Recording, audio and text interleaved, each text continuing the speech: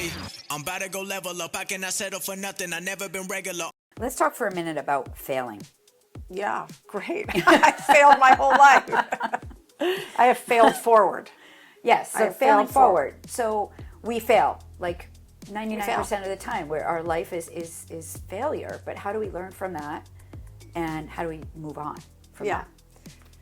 What does that teach us? Yeah. You know, this is something that I didn't know as a young person, and I feel like I failed a lot. And so as a relatively new mom, it's something I'm really trying to course correct for sure, because I failed for so long, I just thought I was a failure. And when you think you're a failure, you close yourself to options. There's only one door. There's not several doors to open. So what I would say is, in the grand scheme of things, the only way you grow and learn is by failing and stubbing your toe and skinning your knee and trying to do that backflip off the diving board and not landing the right way. Like, that is how you grow.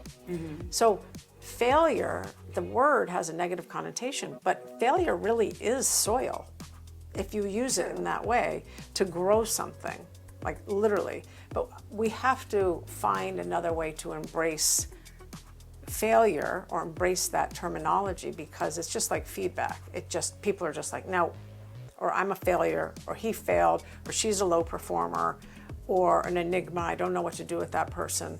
And so, listen, I'm grateful for all of my failures and all of the ones that will come after today, because they will all teach me things. I've learned now, for the most part, how to bounce back and how to recognize what that lesson was.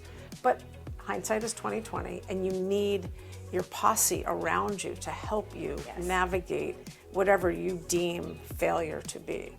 Failure in a community is a lot easier to deal with than failure in loneliness. Oh gosh. Yeah. Yeah, I mean, loneliness and shame, those are killers. Yeah. Those are real killers. And you know, humans are meant to belong.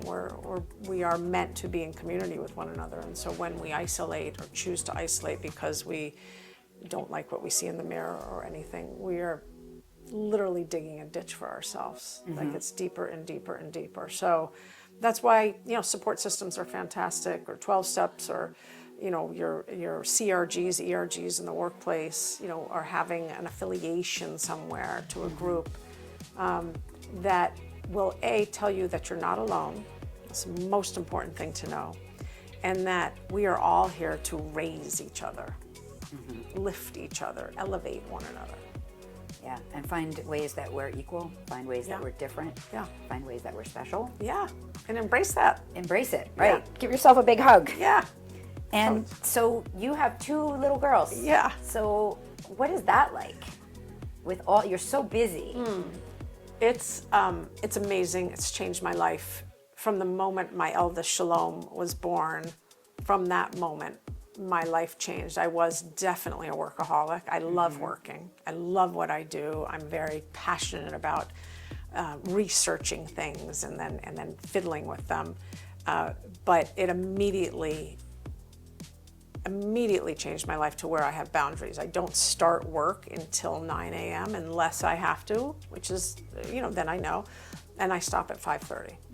Because I didn't want to be that parent. As a working mom, I didn't want to be that parent that comes home at 7:30, doesn't see the kids, maybe kisses them, and doesn't see them when I just don't want to do that. That's not the point of being a parent for me. Being a parent is getting involved in the growth and the development of this wonderful creature, and seeing, you know, their curiosity bloom every single day has brought so much creativity and presence to my life. You know, not looking at my phone and literally listening to some magical story they're going to tell me. You know, about the unicorns or Ariel or whatever it is. I mean, so when I say it's brought creativity into my life, like, it has, in a way that when was the last time I had picked up a crayon? Right. Centuries ago.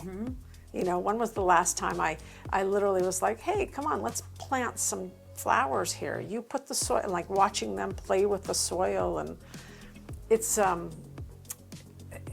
remarkable. And I'm so glad I am an older parent. I'm so fortunate that I had those first 50 years, quite frankly, on my own. to fail and to mess up and to explore and to celebrate and to do whatever I did. And I'm so grateful that this back 9, I have them with me. Yeah. Yeah. And one of my favorite things with the kids was when they learn something new and they have that aha moment, that sparkle that they get. It's tremendous. Yeah, and just fun things like let's just go out and run in the rain. Yeah. Oh my gosh. Like we have Larry the lobster, and you put that on the sprinkler, and it, you know. Yeah. Today I said to my daughter, I said, "What is an iris?" And she just looked right at my eye, and she said, "It's in your eye." And she's 4. How did that happen? Where did she get that from? Yeah. Yeah. So they're magical. They're absolutely magical, and my job is to be as conscious as I possibly can that I am not repeating patterns that would be so easy for me to repeat that I was raised with.